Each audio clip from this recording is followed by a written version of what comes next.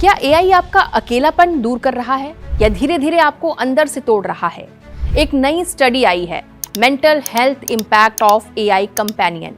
एक बेहद चौंकाने वाली बात इसमें निकलकर सामने आई है। जो लोग एआई से ज्यादा बात कर रहे हैं, उनमें अकेलापन, डिप्रेशन और यहां तक कि आत्महत्या के विचार भी बढ़ रहे हैं। यानी जो एआई हमें समझने के लिए बनाया गया, वही कहीं हमें अकेला तो नहीं कर रहा। अब समझिए, एक नया टर्म, नाम है एआई साइकोसिस।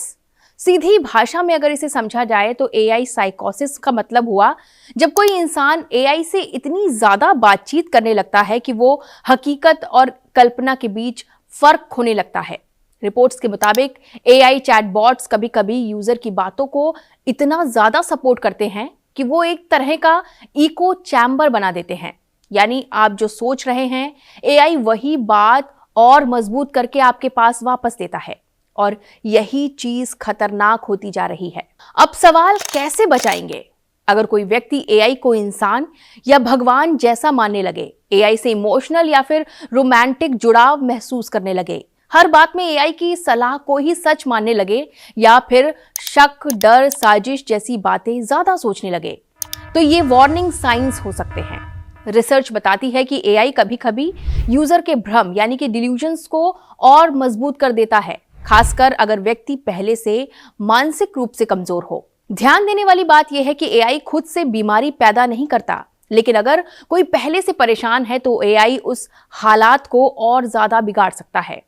नई स्टडी में भी सामने आया है कि एआई चैटबॉट्स कई बार लोगों के भ्रम को बढ़ा देते हैं, जैसे कोई खुद को खास या चुना हुआ समझने लगे या किसी काल्पनिक रिश्ते में पड़ जाए। अब सबसे बड़ा सवाल, इसका असर बच्चों पर क्या हो रहा है?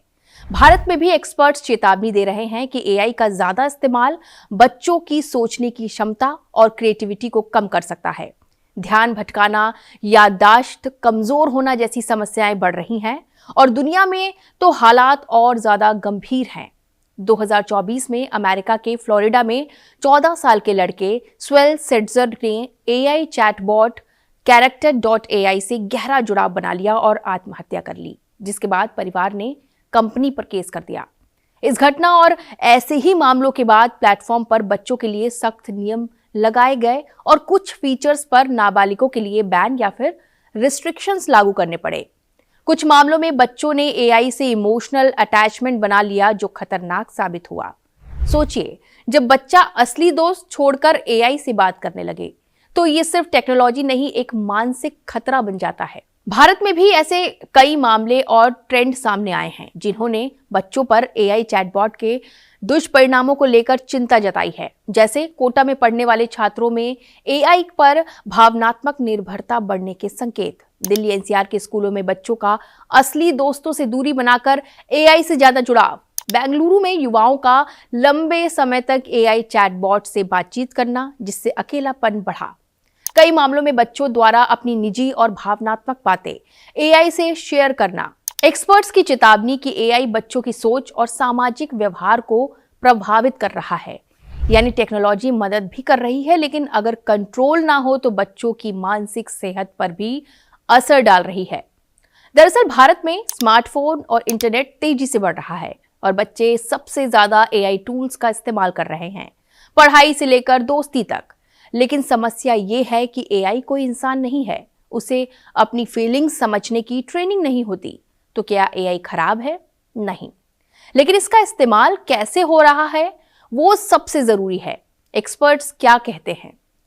एआई को थेरेपी या इमोशनल सपोर्ट का विकल्प मत बनाइए। बच्चों के स्क्रीन टाइम पर कंट्रोल रखें और सबसे जरूरी, रियल टाइम कनेक्शन बनाए रखें। एआई हमारी जिंदगी आसान बना सकता है, लेकिन अगर हम सावधान नहीं रहे तो यही एआई हमारे दिमाग को उलझा भी सकता है।